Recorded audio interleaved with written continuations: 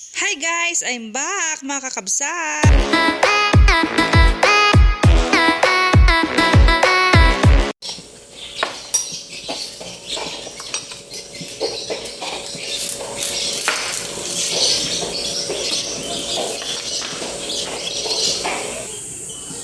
Ngayon guys, magluto tayo ng paksiw ulit. Muna, ilagay na natin yung laya.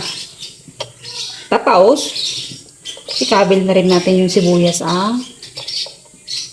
Ay, satayin ko. Ihiliran natin yung galunggong. Itong ayaw ni mama ko na galunggong kasi sabi niya, kung daw to, yung ulam ng pusa, maliliit. Pero gustong gusto ko ito, kakabsat. Hindi ko alam, basta naimas ko ito, basta ang paksiw. Paksiw ng Ilocano. Malinis tong imo ko kakabsat, malinis to. Nagbugo naman ako. Baka agda magbas dyan. Malinis to kakabsat. Nagbugo ako, Siyempre, ulam namin to. Hindi magbugo tayo, Ganyan na kakabsat, ilira mo lang. Ganito ang tamang pagluto. Basta ito yung alam ko, ito na Ito na yung nakasanayan ko. Di ito na. Hindi ko alam Basta naimas siguro nito. Naimas yung luto ko nung nakaraan Tapos, maglagay ulit tayo ng maraming bawang dahil mayaman tayo bawang. Yaman. Laya. Dahil mayaman tayo sa laya ngayon.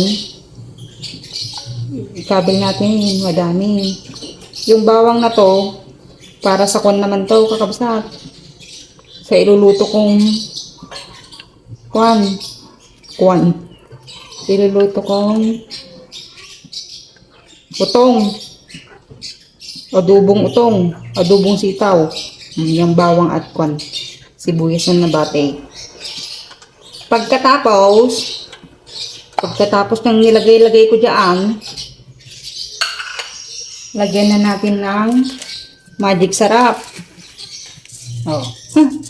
Parang 5 peso naman kakabsat na Naimas siguro ito. Tapos, hindi akong kontento sa magic sarap. Naglalagay pa ako ng asin para umimas. Naimas nga 5 peso na kakabsat. Kansya ako ramdama ulit. Ako pakita naimas malaon. Basta ikalakasta. Sakon to, ikante, buray, bugwak pay. Sakon to, ikante mantika. Kamu tanong nagdagkat siguro. So, ikanda mantika. Nabang pay mas malit kamu So, may surusuro da ide. Mantikang basay. Tapos, lagyan natin ng suka. Siyempre, paksiw ito, suka. Gusto ko yung nagkaunay. Nagalasam unay ba? Hindi ko alam paksiw garo din nagalasam, di ba kakabsat?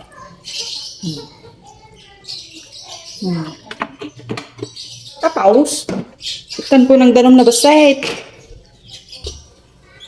May sa baso.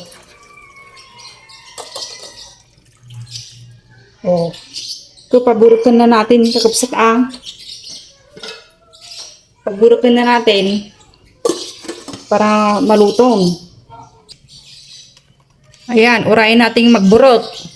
Hanggang adingay ko pumutok yung mata niya. Yun. Pag pumutok na yung mata ko, naluto na yun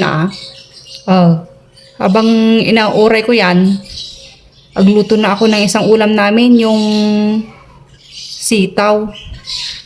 Adobong sitaw na walang sagpaw na karne. Tapos maglagay tayo ng paminta, alipatan ko. Habang niluluto ko yung paksiw na galunggong, magluto naman tayo ng isang ulam pa namin, yung adobong sitaw. Naglagay na ako dyan ng star margarine. Tapos nilagay ko na rin yung bawang at sibuyas. Tapos igisa-gisa lang yung kakabsat. Gisa-gisa mo lang yan kakabsat.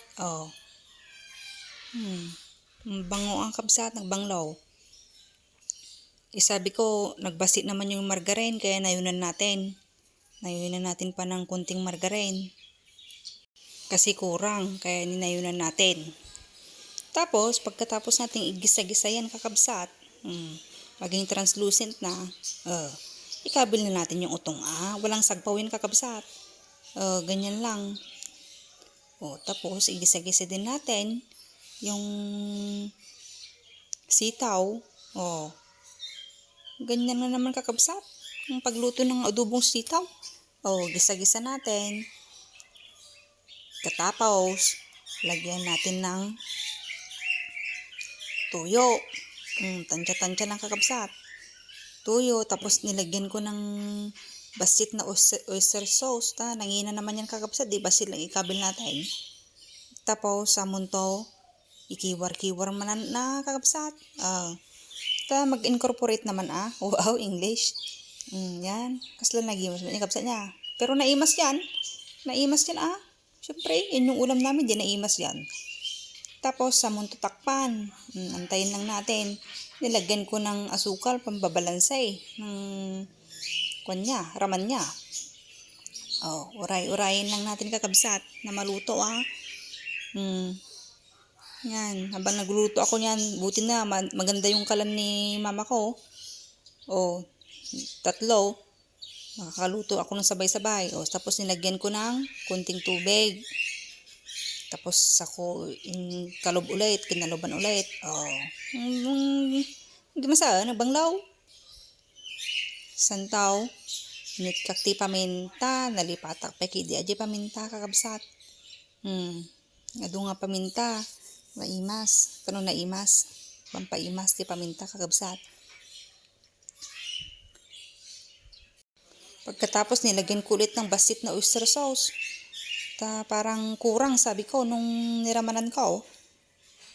Tapos inkiwar-kiwar ko na naman. Urayin nating bumasit yung digo niya. Pwede na yan Pwede na yan ulamin. Yan.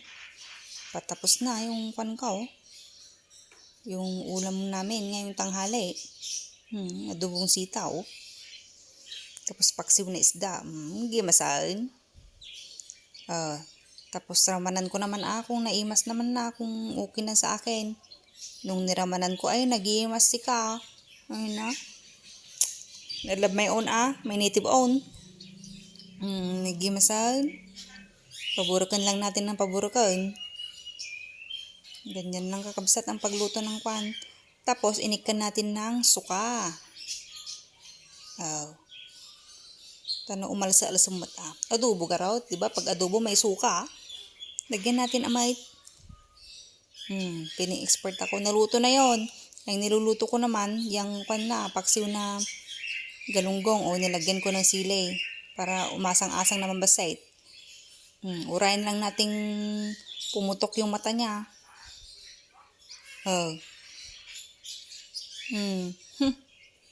Banglaw. Paburukan lang natin ng paburukan yan kabsat. Kapag okay na, tapos ilalagay natin yung final na sili. Ayan na. Agura lang tayo ng basait.